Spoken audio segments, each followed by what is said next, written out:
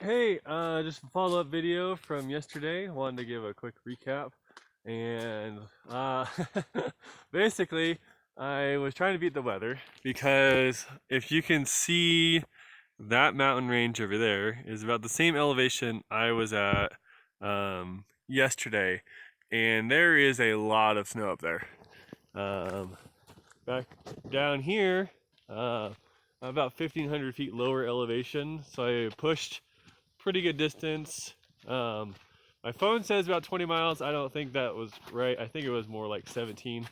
Um, but I pushed a lot further to try to get to this lower elevation, and I thought about going this extra 2 miles to get down lower, but I wanted to sleep at this beautiful lake instead, which was fine. But note to self: don't sleep in a divot. So I was like on a flat piece of ground that looked like a really nice camp spot, but it was a little bit of an impression where the tent I was in, and so I woke up.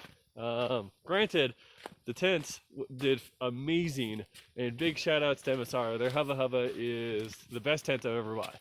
Um, but still, like I was in like 2 to 3 inches of water in some of the spots, and I was mostly dry inside. And once we put on the sleeping pad, I was definitely dry. So another thing of why like a little bit thicker sleeping pads are beneficial is they keep you afloat. But I was just surprised by how many people I came across yesterday who didn't know there was a weather system coming in and going up to higher elevations. Um, I didn't try to stop them. That's their own business. But I did say, hey, you guys know about the weather? And they're like, what weather? And then I was like, oh, forecast is an inch of rain tonight, which, depending on the freeze point, could equal like 10 inches of snow. So where I was a little bit lower elevation and looked like probably inch and a half of snow, but it was raining pretty hard. So um, I would imagine up taller. I doubt they got 10 inches, but I wouldn't be surprised if they got like 5 or 6. Just looking at it. So always good to have some way of checking the weather or knowing the weather at least before you go on the trip.